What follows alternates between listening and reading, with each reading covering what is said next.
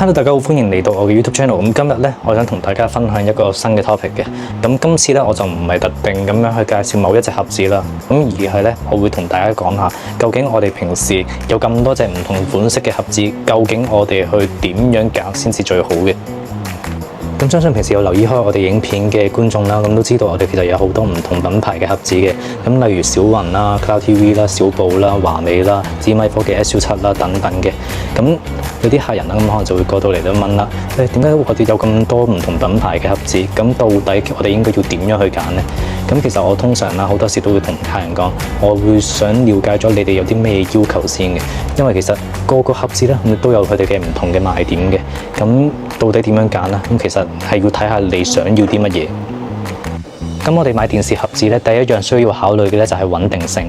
咁有啲人啦，咁就會想要揾一隻比較穩定少少嘅電視盒子嘅。咁大家都知，咁有時可能你喺華強北啊，或者有時鴨寮街啊，有時買咗啲盒子翻嚟，係一開始係用得好順利，好好嘅。咁但係可能你用咗半年、3個月或者1年啦，咁佢就會用唔到啦。咁然後佢叫你加錢去俾錢去續約啊、更新啊等等嘅。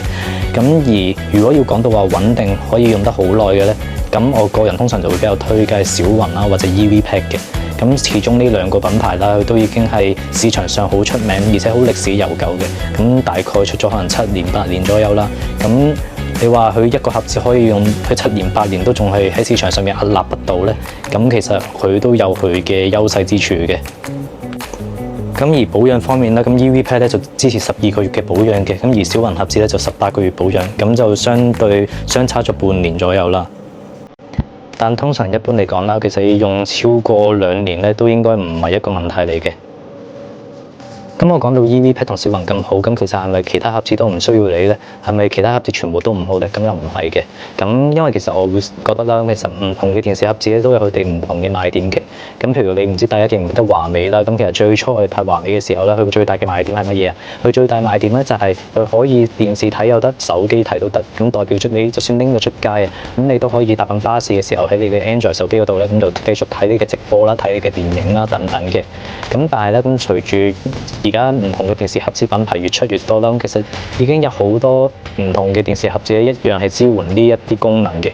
咁例如啦，好似紫米科技嘅 SU7 啦，又或者可能 Cloud TV 啦、星辰啦等等，咁其實全部都可以喺手機入邊睇到嘅。咁所以慢慢咁啦，咁呢一個功能咧就開始變咗唔算係一個特別大嘅賣點嘅。咁但係留意開華美嘅都知道啦，咁其實華美除咗可以手機睇之外咧，佢都仲有另一個特別嘅賣點，就係佢可以睇到一啲隱藏頻道嘅。咁具體乜嘢隱藏頻道啦，我就唔會喺度講啦，亦都唔方便啦，咁大家明嘅心照嘅。咁而點解我會將呢一個 TV Cloud 啦同埋呢一個小寶盒子咧擺埋一齊咧？咁其實呢兩個咧其實有一個共同嘅賣點嘅。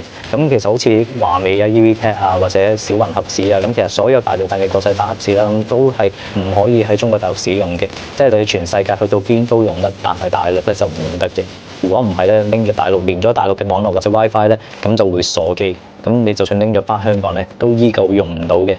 咁而呢一隻嘅 TV Cloud 啦，同埋呢一個嘅小寶盒子咧，佢最大賣點就係佢可以拎翻大陸用，唔需要翻牆嘅。咁你都已經可以喺大陸嗰度駁線啦，咁駁落去個電視度啦，然後就直接喺電視嗰度睇到直播，睇到唔同地方嘅直播啊、電影啊、電視劇。咁呢一個係呢兩個盒子嘅賣點嚟嘅。咁當然啦，我哋成日話唔需要翻牆啦，咁就可以睇到呢一個直播啦、電影啦。咁但係有啲乜嘢情況咧，都係需要翻牆嘅咧。例如如果你要想睇大陸嘅時候睇 YouTube 咧，咁其實你就一定要用翻香港嘅網絡啦，或者用 VPN 啦，咁先可以睇到 YouTube 嘅。如果唔係咧，都係一樣睇唔到。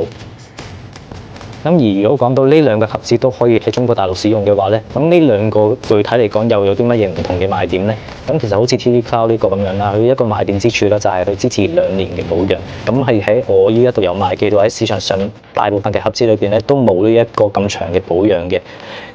咁而小寶呢個12 Max 盒子啦，咁雖然冇咁長嘅保養啦，咁但係佢有一個咧幾好嘅賣點嘅，咁就係平時你可能其他盒子啦，你播嘅時候啦，咁都會俾譬如好似無線咁樣啦，通常都會延遲3分鐘左右嘅，即係可能你而家電視播緊係12點11分嘅節目，咁但係你個盒子仲係播緊可能08分嘅節目，咁而小寶盒子呢一個咧，佢就可以保證到啦，佢有延遲時間咧係低過30秒嘅，咁所以咧可以令到咧同電視直播緊嘅時候咧個差別咧唔會太大嘅。咁講埋呢個紫米科技嘅 X7 啦，咁佢有啲咩賣點啦？咁其實佢喺我呢一度有賣咧，都差唔多算係最平、性價比最高嘅一個盒子嚟嘅。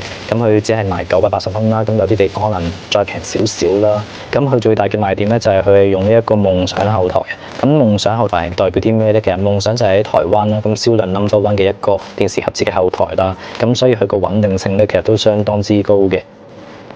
同埋啦，咁另外你亦都可以喺呢個盒子裏邊啦，咁裝一啲模擬器啊，咁樣咧喺個盒子入邊去打機啊，咁樣。咁其實呢一個都係佢嘅賣點之一嚟嘅。咁都講埋星辰啦，咁其實你見到星辰啦，個包裝盒咧係好日系 feel 嘅，咁然後你見到佢個星辰呢個字其實都係有啲好似類似日文嘅字喺度啦。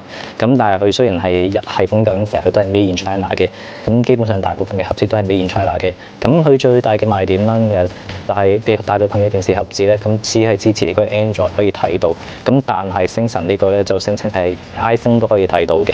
咁不過佢就唔係好似華為咁樣啦，佢有個專屬嘅 Apps 咧去睇直播或者睇呢一個電視劇咁樣。咁而係用一啲比較特別、比較繁複少少嘅方法咧，先可以令到你可以喺手機嗰度去睇呢一個電視直播嘅。好，咁頭先都講過啦，其實大部分嘅電視盒子啦，除咗 TV Cloud 同埋呢個小寶盒子之外啦，咁其實大部分都唔可以喺中國大陸使用嘅。咁但係有啲客人啦，可能住喺中國大陸，咁可以點樣做啦？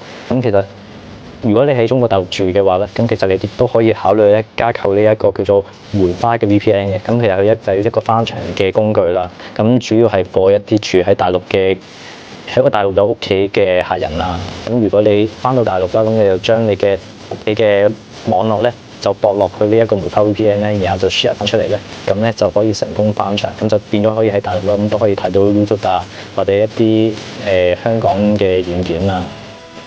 同埋呢個梅花 VPN 個價錢都唔貴，咁只係580蚊啦，咁有1年保養嘅。咁其實如果你係住喺大陸嘅話啦，咁其實呢一個咧係應該必備嘅。好啦，咁今日咧我就簡單啦同大家介紹咗唔同盒子嘅賣點啦，唔同盒子嘅分別，同埋教大家點樣去揀唔同嘅盒子嘅。咁應該相信可以解決到唔少客人嘅疑問啦，即係點解我會有咁多盒子？